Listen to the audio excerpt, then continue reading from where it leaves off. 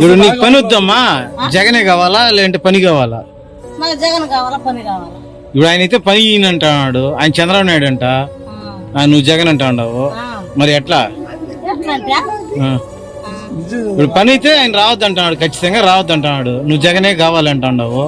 ఆయన నేను చంద్రబాబు నాయుడు ఫ్యాన్స్, నా దగ్గర ఉండి జగన్ జై కొడతాడు వాళ్ళు. చెప్పినా మేము ఆయన కూడా బతికినాం కాబట్టి రోడ్డు మాఫీ గాని పిల్లకాయలు అమ్మఒడి 2 మాటలు వేస్తున్నారు, అది తీసుకున్నాము, మాకు లోన్ చేసినాడు. నేను 365 రోజులు జీతం ఇస్తాను, నీకు 300 రోజులు జీతం ఇస్తాను.